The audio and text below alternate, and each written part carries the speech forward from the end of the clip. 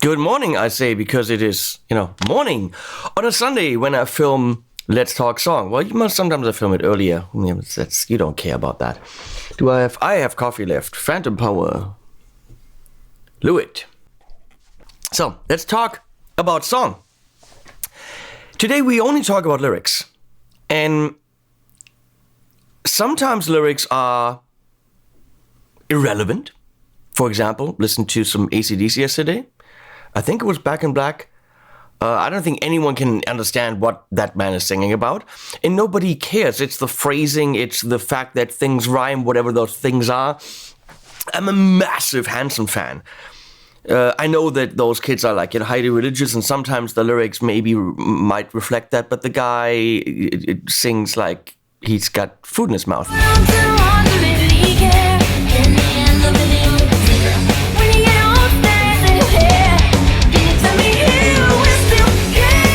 So it's how it sounds and how it feels, and I really don't care what they're singing about. I really don't actually want to know.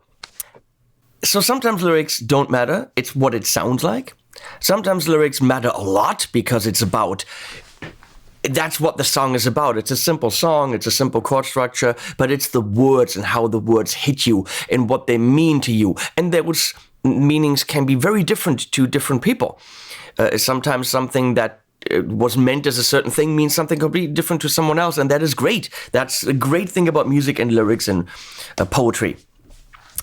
Now, sometimes the whole point of a song is, of course, what it's saying in musical theater. Obviously, it's telling a story. And sometimes the rhymes are very important to make it flow a certain way, make you remember it. And in the song that we're talking about today, the rhyme is the gimmick. It's everything is the rhyme, because it actually doesn't really rhyme, but they're just making it almost but not quite rhymes. We have certain rhyme categories in our almost but not quite complete guide to songwriting, which of course comes out on April 30th, which is why I have built this whole series to make you, hopefully, customers of this amazing course. Fuzz. We have 13 hours on lyric writing alone, which is a really cool section. Rafa is freaking out about rhyme patterns. As an example for how terribly, terribly, terribly tough second verses are. Yes. I don't know if it's in this lesson or if it's in another one. I'm pretty sure it's in another one where I talk about arranging lines within sections. Writing a second verse is so much harder than writing the first one, and this is proof for that. Building phrases. There we go. This is a musical motif, a phrase, if you will, that goes just all the way down. Now, if you go da da da da da da dum da da da da dum da da da da da da dum da da da da da da dum, everybody goes, yes, welcome. You come in here and you know what's going on, and all of a sudden there's a guy sitting on the couch going da da da da da da da. Great thing to say for an instructor that they don't know what's going on. Da da da da dum. Da da da dum da dum da dum da dum. He's talking about what words are, what phrases are. Complicated emotions need complicated combination of high and low notes, right? A different kind of rhyme categories. There's the perfect rhyme, the almost, and the almost but not quite rhyme. These are almost but not quite rhymes that we're talking about today. It's a massive course, and you're gonna love it if you're watching these videos. So April 30th, mark that down. Obviously, I'll remind you. Today we're looking at Cartman, who wants something cool to happen. Now, I'm a massive fan of Trey Parker. Trey Parker is a brilliant songwriter with a lot of 80s foundation, but also musical theater foundation. Obviously, his musicals, whether it's Cannibal the Musical or, the stuff in Team America, Book of Mormon. He is just a brilliant writer in many different styles. Here, it's just so brilliantly done. It's a little song in the streaming wars, which I think was on, was it Amazon, Paramount? It was a Paramount Plus, who knows? There was a war about I don't know, HBO bought South Park, but then South Park was also doing stuff on Paramount, and there was wars about the street. Funny two-parter. So Cartman lives on a hot dog now, and this song is, to me, reminiscent, and I think very clearly reminiscent of Little Shop of Horrors, where Somewhere That's Green. You know that song? A matchbox of her own. All these songs. I mean, Suddenly Seymour is just, that's killing me. Suddenly Seymour, standing beside you. That's such an amazing song. Suddenly Seymour is here to provide you. But, back to Cartman. And it's based on, I think, Somewhere That's Green, or at least an idea of this. At least at the beginning. I live in a hot dog on a lonely old hill. Lift up your head, wash off your mascara. I live in a hot dog on a lonely old hill. Lift up your head, wash off your mascara. I live in a hot dog on a lonely old hill. Maybe it's just that little bit of a reference to Somewhere That's Green, but it's clearly referenced there. The rhyming here. Cartman says words weirdly, right?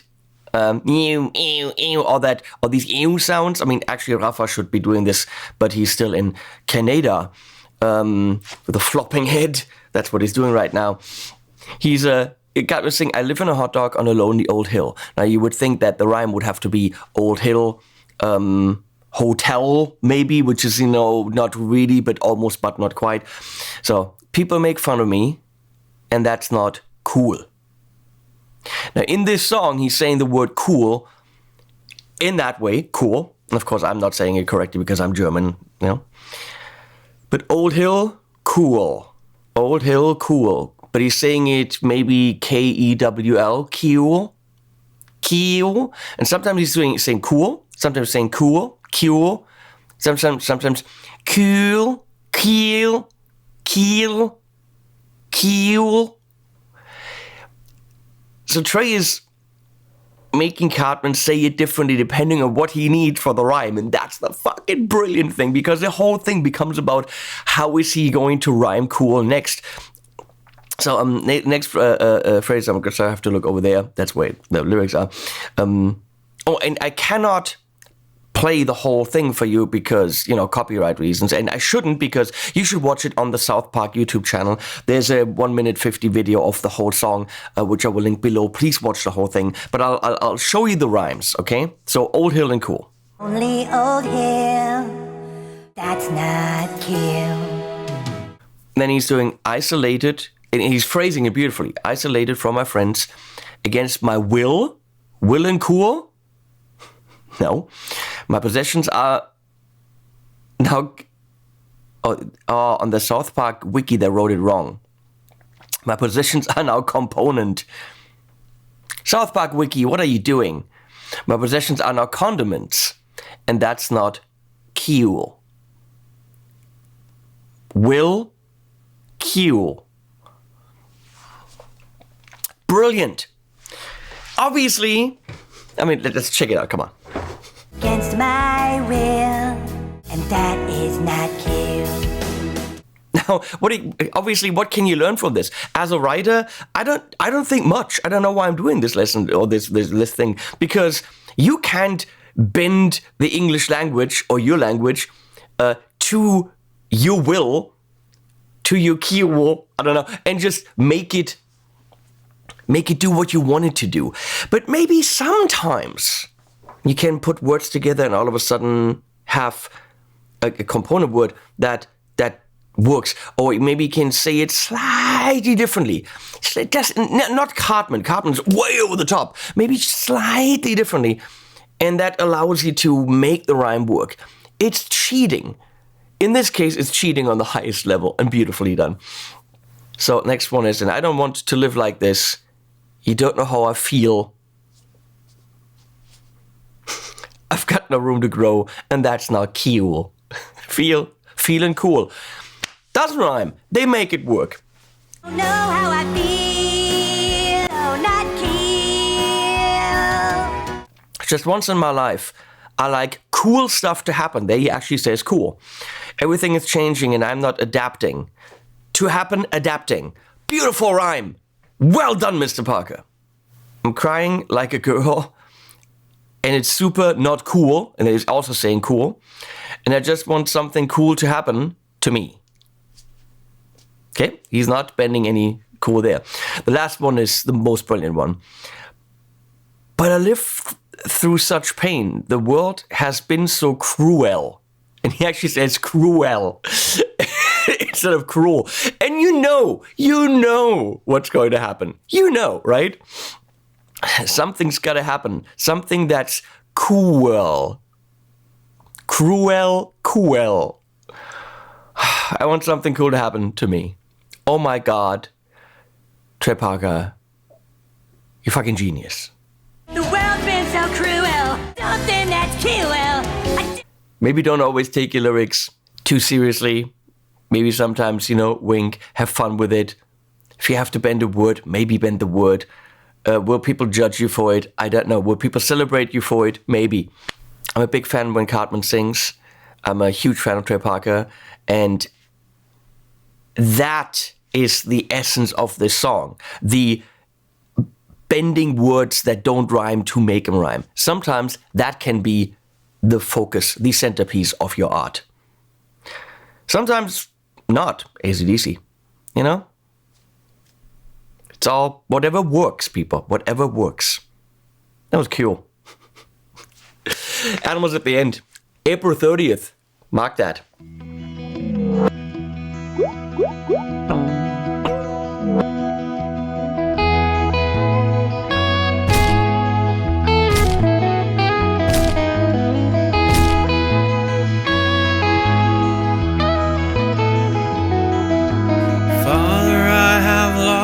My way, I left the path I went astray.